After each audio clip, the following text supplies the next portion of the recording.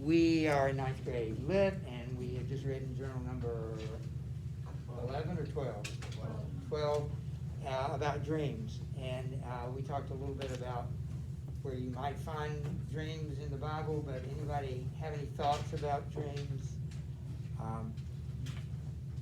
I remember dreaming vividly as a child, nightmare-type dreams, and from time to time. Anybody ever have those? Like dreams that scare you? Yeah. Is that a yes? Yeah. Anyway, I have had those dreams in the past, and you have. I don't know what's going on there. I remember in college, the professor who told us to write them down, and I forget dreams. So what I ended up doing is, I was in a dorm room, and I would wake up. If I did wake up after the dream, I would get up and I would write down the dream. And because it was a summer, I haven't done that ever since then, but it was kind of neat. I started remembering them. You know, I didn't have to do that. It was more vivid. And I can remember a particular dream that I had that was kind of informative. You know, like it was like telling me something in my own mind that I already knew. It was about a decision I had to make, and in the dream, something happened that confirmed the decision I had to make. So that's the only time in my life I can say that happened.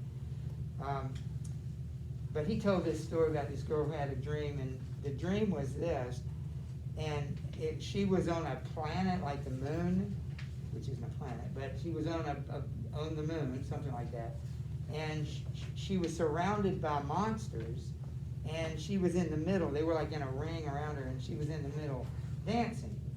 And he sort of interpreted that as meaning that despite the fears and worries in life, she was able to kind of keep them at bay. You know, her dancing was like her self, her security or her confidence. So I remember, gee, I've never dreamed anything like that. Was the perfect dream, which is silly because there are not good dreams and bad dreams. You know, there might be dreams that worry you or something. I still don't pay a lot of attention to them. So, but anyway, any other thoughts about dreams? I mean, any other than mine, rather. All right, so I want you to turn to page 85. That's where we are. We will read more about dreams in another book, The Canterbury Tales.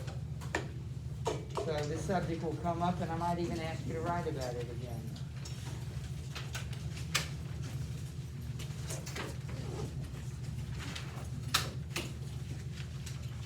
So we are on number 68.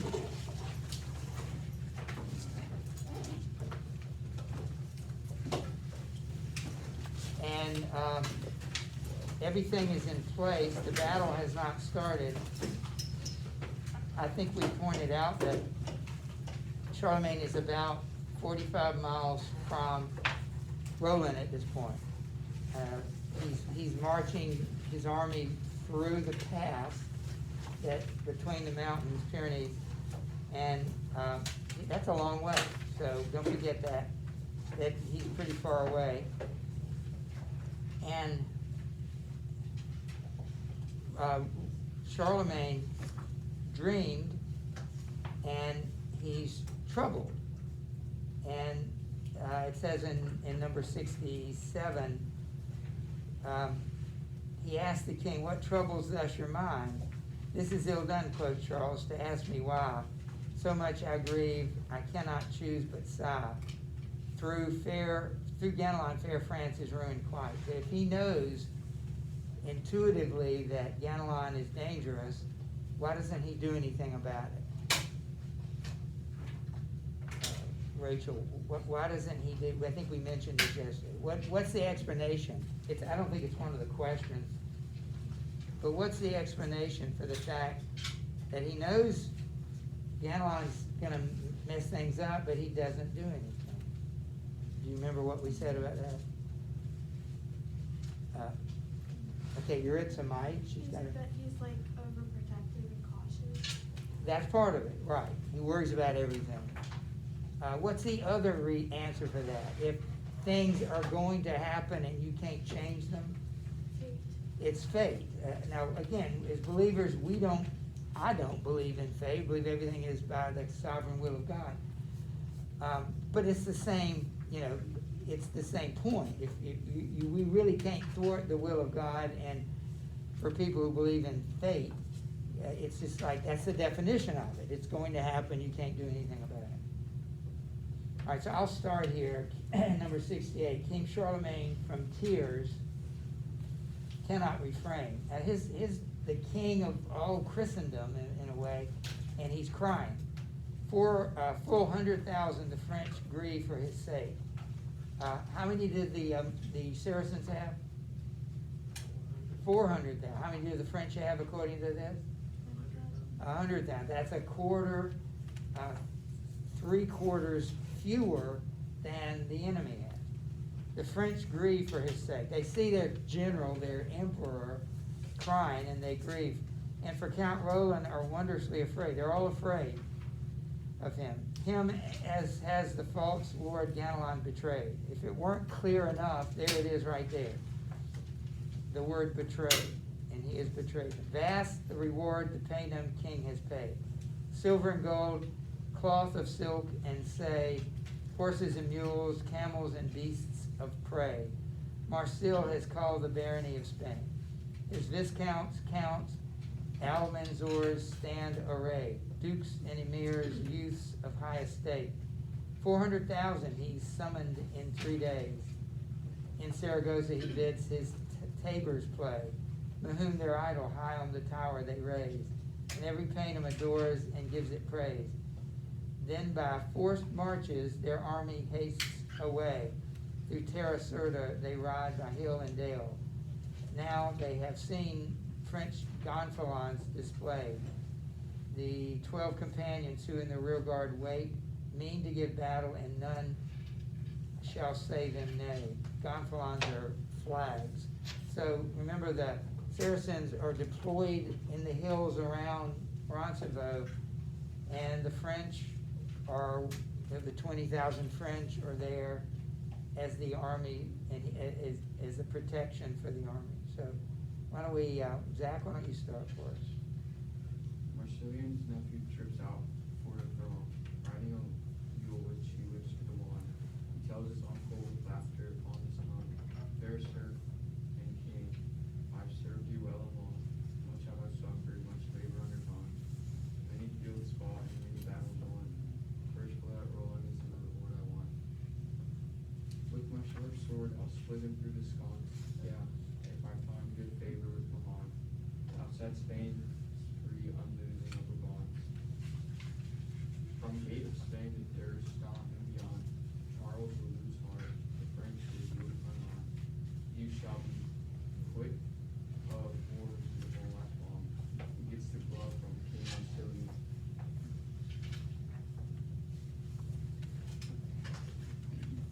All right, so the point you should note is that Marsilian's nephew wants to have the first shot at the battle. He wants to lead the battle. When we read Henry V in February, March, Henry's cousin, the Duke of York, asked the same thing. He wants the honor of leading the army in battle.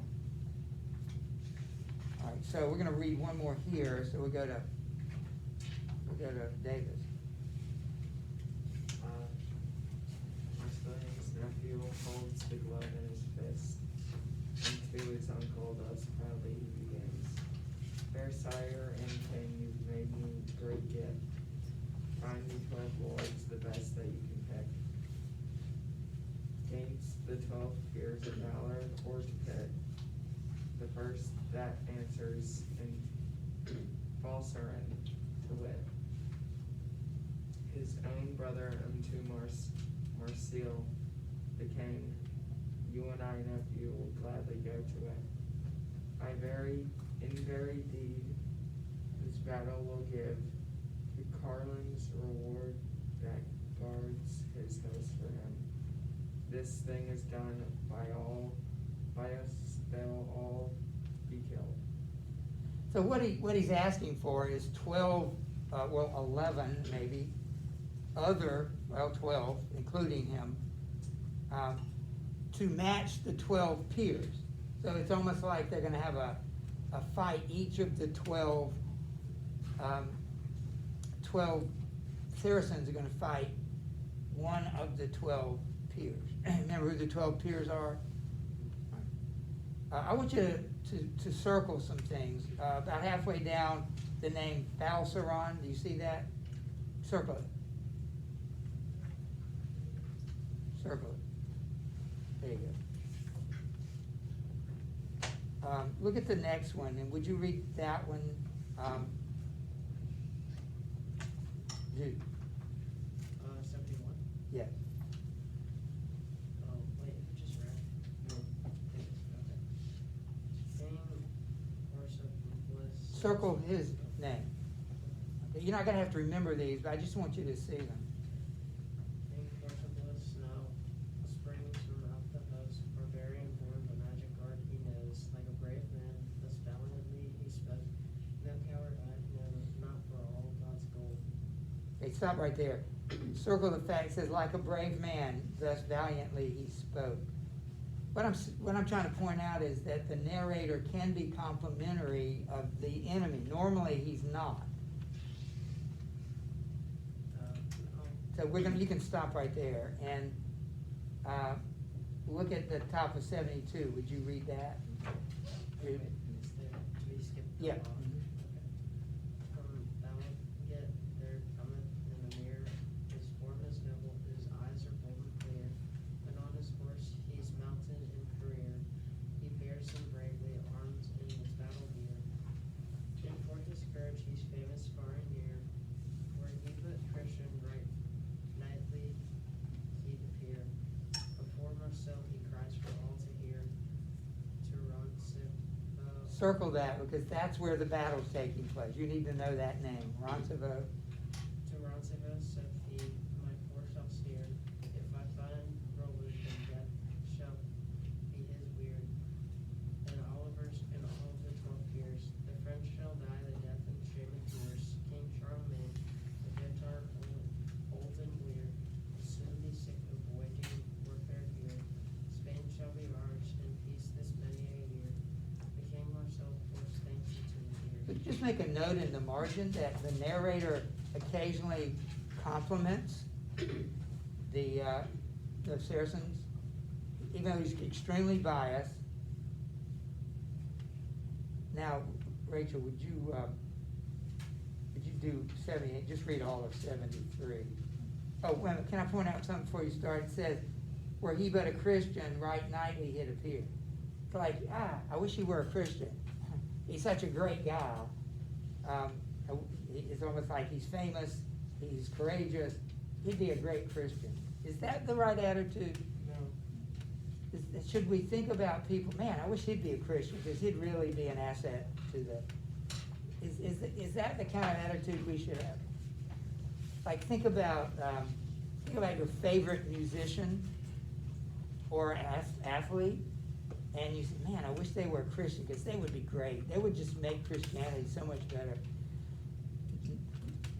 All we have to do when we say something is go look in a mirror and ask yourself, why did God pick me instead of him? Now, we don't know always if people are saved. We can't judge people's heart. But, you can kind of tell by actions, they sure don't act like a Christian. They don't profess Christ. In fact, they talk against Christ. There's a pretty good chance they're not a Christian. But I just think it's interesting. Again, go look in a mirror sometimes. Today you look great. This would be a great day to look in a mirror because you look so good. And say, why did God save me? Because this guy is much better, this famous person I'm thinking of. He's done a whole lot more. And of course, what's the answer to that?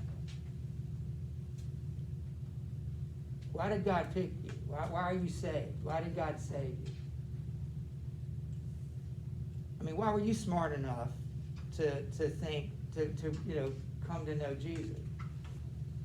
Well, of course, it's not about being smart enough. But the point is, God doesn't pick. Remember the 12 disciples? They were a bunch of jerks. You know, they were just, there was nothing about those men that said, you're gonna change the world.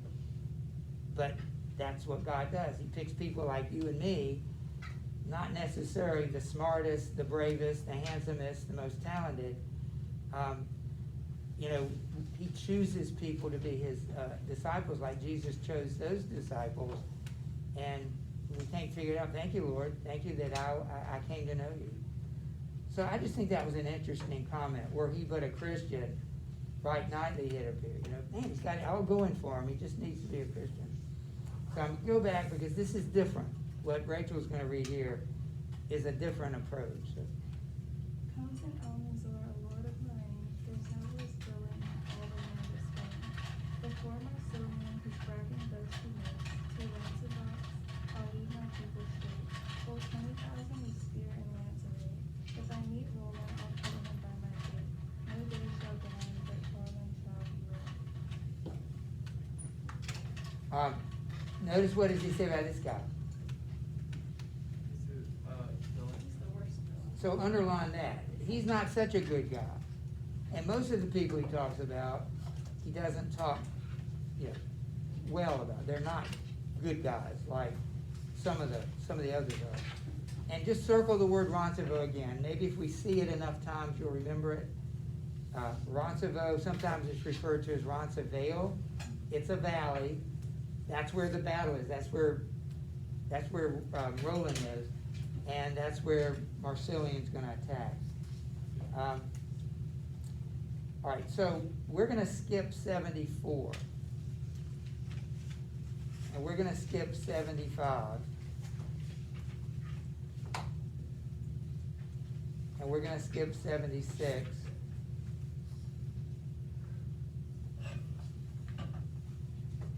And we're going to skip 77. It's just more of the same. It just shortens the book a little bit for us. I would like for you to go back to page 88 just a minute. About 3/4 of the way down that top page, it says, "Against Durandal, I'll measure it right boldly." You see the word Durandal? Would you circle that? That's Roland's sword. And Ms. Lehman's husband, when he was here teaching, he told me, he came in one day and said that the French Air Force had developed a missile for their fighter jets, and they named the missile Durandal.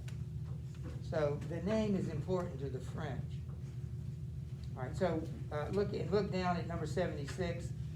He talks about here next come a pagan called Estorgan by name, Estramarin, his comrade with him came, foul felons and knavish traders day. So circle that, foul felons and knavish traders. So some of the guys are pretty good guys, and some of them are really bad guys. Most of them are bad guys. But I just want to point out the narrator isn't totally bad. So we can go to Mallory.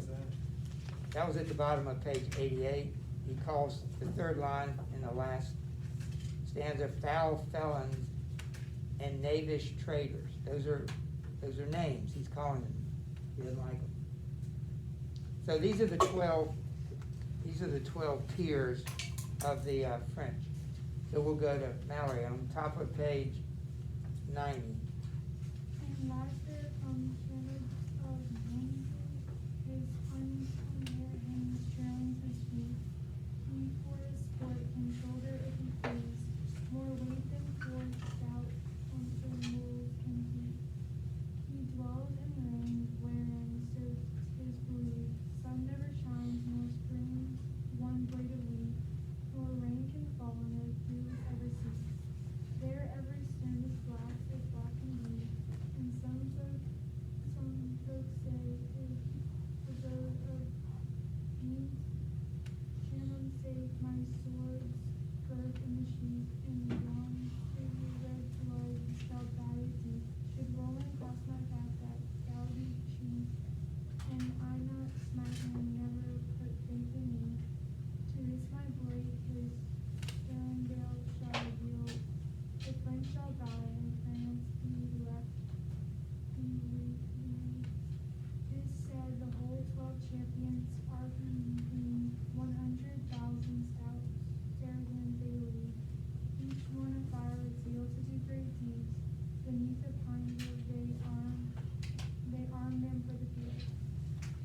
They mentioned Durandal again, so circle that. They mentioned Roncevaux again. This guy lives in a place, did you notice? What does it sound like? He dwells in regions where, so 'tis believed, sun never shines, nor springs one blade of wheat. No rain can fall, no dew is ever seen. There every stone is black, as black can be, and some folks say it's the abode of fiends. What does that sound like? Where do fiends live? Where do demons live? Well, it sounds almost like hell. So that's, again, that's what the narrator thinks of these Saracens. All right, thank you, and we'll go to Ian. 79. Now are the pagans in Saxons, Hallberg, Dyke, whereof the most with triple mail are lying. Good Saragossa helms they lay on fight, swords of Vienna steel, gird on their thighs. Spear of balance they have and shield full fine. Their gaunt falons are scarlet, blue, and white. They lead their mules, their palfreys leave behind, and mount their steeds in serried ranks they ride. Fair was the day, the sun shone clear and bright, no piece of harness but glittered in the light. 1,000 trumpets ring out for more delight. Great is the noise that reaches the French lines. Quoth Oliver, I think companion mine will need this day with Saracens to fight. Roland replies, I hope to God you're right. Here must we stand to serve on the king's side. Men for their lords great hardship must abide. Fierce heat and cold endure in every clime. Lose for his sakes if need be skin and hide. Look to it now, let each man stoutly smite. Their shameful songs be sung for our despite. Pagans are wrong, Christians are in the right. I'll tales of me shall no man tell, say I. That couldn't be more clear. Do you see a statement there that expresses the attitude? Now, this is the attitude of Oliver, but what's his attitude toward the battle? Pagans are wrong, Christians. You can't get more simple than that, right? Wouldn't you guess most people in a battle think that they're right? Wouldn't you think the pagans are thinking that? We're right and they're wrong, and the Christians are thinking. There is a way to determine right and wrong, don't get me wrong, but when it comes to competition, everybody thinks they're the best or they're right. Yes. Isn't this slant right? Absolutely, yeah. Did you notice at the beginning, notice it says that they had spears and shields and red and white and blue flags and mules and steeds, and the sun is shining off their helmets. Do you see that? There's a famous American general who once looked at a battle that was preparing. It was during the Civil War. And he says it's a good thing war is so terrible. Otherwise, we would love it too much. Can you imagine this scene? Like hundreds of thousands of troops all wearing armor with the sun shining off them, flags of all different colors, the horses. It's a magnificent sight, and half of them are going to be dead before the day's over. It's not going to be so pretty, but there's an element, I think it's kind of something that men love war until the bullets start shooting. There's something, this is an odd thing to say, beautiful about war. Now we know that's not really true, but it fools you. If you saw the battle beginning, you would say, wow, that's why this general said it's a good thing it's so terrible, because otherwise we'd do this all the time. We'd enjoy it too much. So let's keep going. We'll go to Reeves. Oliver's climbed upon a hilly crest, looks to his right along the grassy cut, and sees the paynims and how they ride dressed. To his companion Roland he calls and says, I see from Spain a tumult and a press, many bright hauberks and many a shining helm. A day of wrath they'll make it for our French. Ganelon knew it, false heart and traitor fell. When to the emperor he named us for this stead. Quoth Roland, silence, Count Oliver, my friend. He is my stepsire. I will have no word said. Let's keep reading, because these are examples of raposia. I want you to notice that Yuritsa. Oliver's climbed the hill above the plain,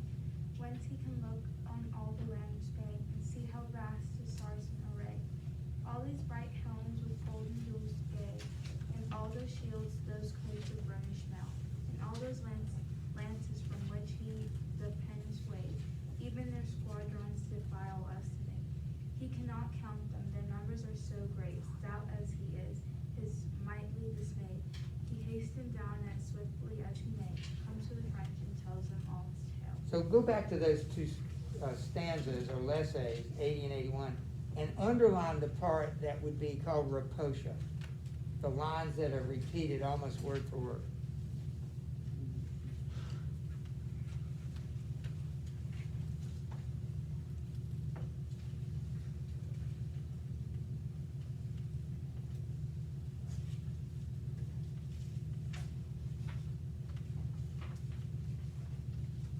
So in a minute, I can call on anybody and you can read them back to me.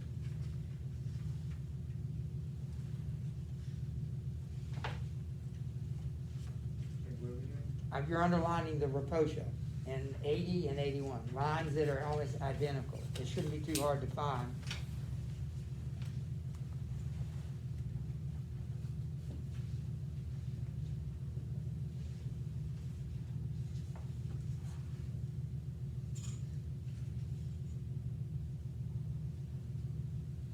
You don't have to underline every single line, but 2 or 3 each.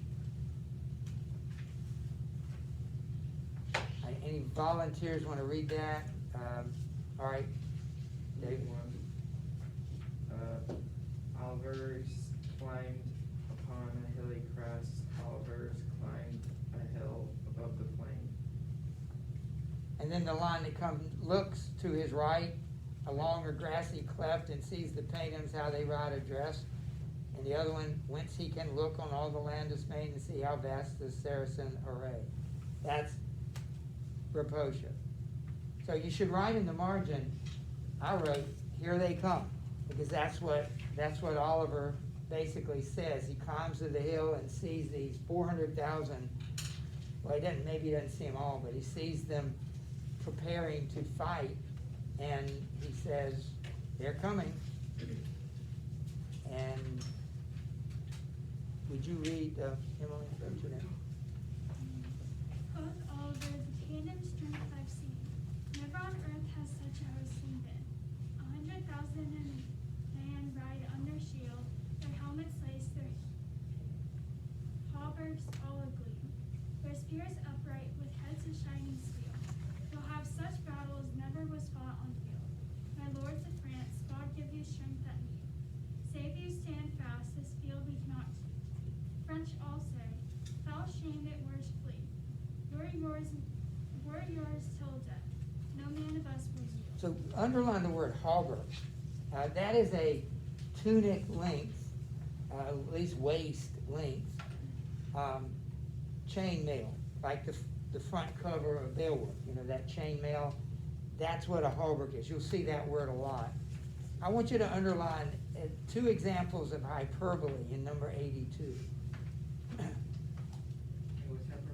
Hyperbole, hyper, too many, it's exaggerated, extreme exaggeration. So I think of the word hyper, it's above, it's extreme. All right, Jude's got one, give me one of them. Oh, wait, where's the hyperbole? That's what I'm asking you to find for me. Number 82. 100,000 in band right under shield. That's probably exaggerated, but what does he say before that, Mallory? Never on earth has such a hosting been. Okay, would you, just for the rest, would you explain how that's hyperbole? Well, because it says never on earth, but they don't really mean. Say that? Well, it just says like it's comparing that one to like it's never been on earth. It's an extreme statement. Like this is, you've never seen anything like this. Do you see another one? Gracie, do you see another one? Just a little bit below where Mallory found that one.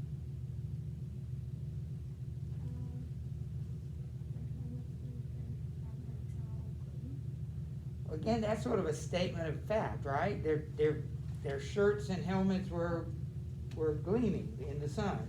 But keep going. It says, Their spears upright. okay, and keep reading. Heads of shining steel. One more. You'll have such battle as Okay, that's it right there. You'll have a battle. It's never been fought before. Anytime you see the word never or always, it's probably hyperbole, except in the Bible. God uses it a lot, but he means it. But when you and I say it, I'm never gonna talk to you again. All right, that's right. Anytime you say something like that, you're exaggerating. Okay, so we'll go, Emily, you just read, right? So we'll go to Will. This is an important, we'll finish up with this one and the last one, at 84. So Will's gonna read it. With Oliver, we draw the pinion cords, and of our French the numbers seem but small. Companion Roland, I pray you sound your horn, that Charles may hear and fetch back all his force. Roland replies, madmen were I and more, and in fair France my fame would suffer scorn. I'll smite great strokes with Durendal, my sword. I'll die at red high as a hill with ford. This path would the Paynims reach on luckless morn. I swear to you, death is their doom therefore. All right, so look at question number 34. It says, as Oliver realized the gravity of the situation, he asked Roland to sound the horn. The horn, however, Roland refuses 3 times. We won't read all those today. Why does he refuse? Why might this act be significant to the course of this story's action? Why does he not blow it? Yes. He's worried about his reputation. Yes. And he thinks he can beat them. Right. It's Beowulf all over again with the dragon. He doesn't want any help. I don't need any help. I can do this all by myself. And so this happens 3 times. And what do you think it foreshadows? What do you think it foreshadows? Well, we know how it's going to end, right? How's it going to end? They're all going to die. And this foreshadows that. So we will start tomorrow on page 93. 84.